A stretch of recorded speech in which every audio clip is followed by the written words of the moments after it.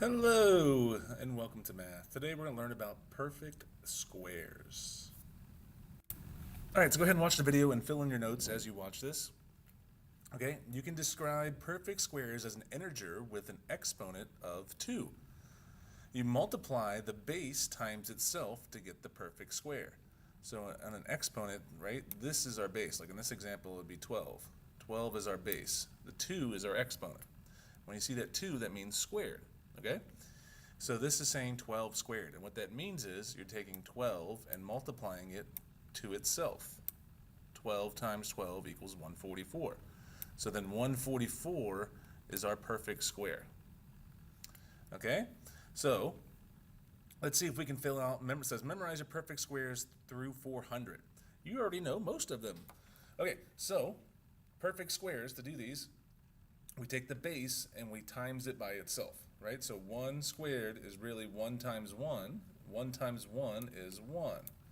2 squared is 2 times 2. 2 times 2 is 4. 3 squared is 3 times 3. 3 times 3 is 9. All right? So that is how we find our perfect squares. And our perfect squares are from, the bases are from 1 to 20, because 20 times 20 is 400. And that is the Math 7 standard. You have to know your perfect squares from 1 to 400. So it's something we just have to memorize. All right? Go ahead, pause the video, see if you can come up with as many perfect squares as you can. And then when you're finished, unpause it and check your answers. Find those perfect squares. Okay, hopefully you paused the video and hopefully you tried to figure out as many perfect squares as you can. Okay? So all of these are perfect squares. 1, 4, 9, 16, 25, 36, 49, 64, 81, 100, 121, 144, 169, 196, 225, 256, 289, 324, 361, 400. Right? So those are all of our perfect squares. And remember, a perfect square means like 225. It's a perfect square because we squared 15. It's 15 times 15 gave us 225. Okay? So these are something you just have to memorize. All right? On the SOL at the end of the year, there is a part of the test that is not, where you're not allowed to use a calculator. And this is the part that's on the calculator. Is not knowing, is to know this without using a calculator. This is one of the things. Okay? So we have to know perfect squares from 1 to 400. All right, next part. It says perfect squares on the number line. Now that you understand how to create, now that you understand how to square numbers, let's start putting them on a number line. You should label the perfect square in its original form. What was given as the problem? Okay, A, it says 7 squared. So I know 7 squared is 7 times 7, and that is 49. So where would 49 go on my number line? Well, that would probably be one number right below 50, right? One line right before 50. That would be 7 squared. 2 squared. 2 squared is 2 times 2. I know that's 4. So that's going to go at 4. 4 would be here on that line. 2 squared. Right? 8 squared is 8 times 8, which is 64.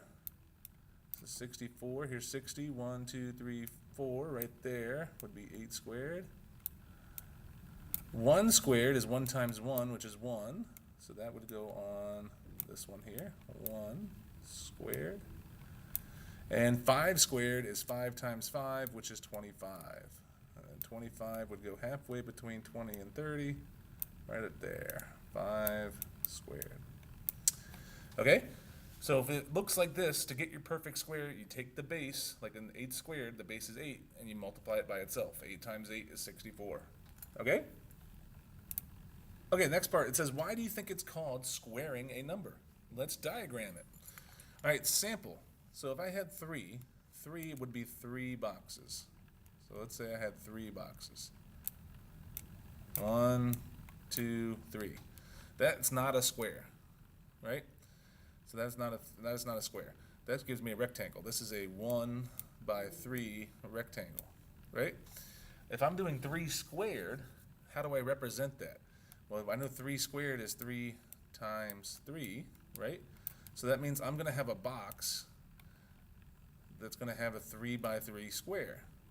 that means that I have a length of 3 and a width of 3. So now I have 1, 2, 3 on this side, right? Here's 1, 2, 3.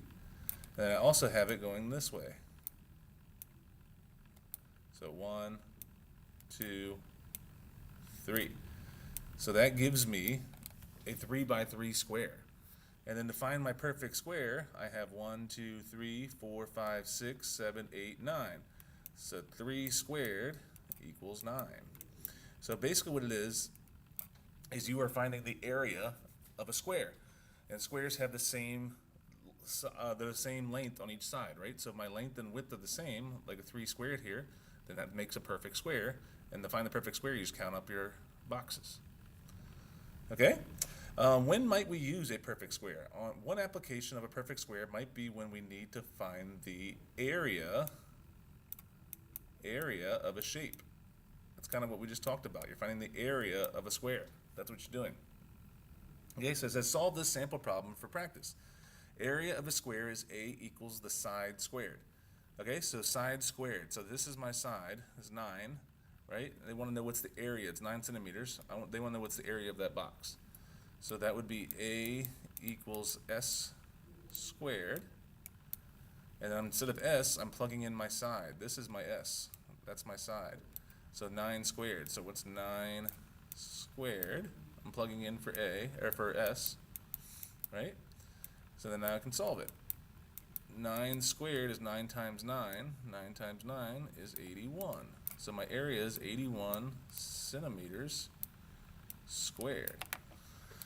And what that would look like is, that would be hard to draw for me on here, but there's 9 sides here.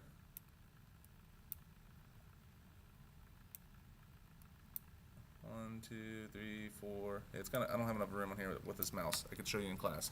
But really, there would be 9 boxes here and 9 boxes going across, like this way as well. And then you could count up all your boxes, and that's how you could find it out. Or you just do length times width, or side squared. Okay? Okay, so perfect squares. Perfect squares is when you take any whole number and you multiply it by itself. And whatever that answer is a perfect square. All right? The key takeaway for this whole section of our unit, this unit of perfect squares, is you need to memorize these the 1 through 400 perfect squares. And we're going to work a lot on that in class. All right? If you ever have any questions, please ask me a question anytime, and I'll catch you next time. Bye.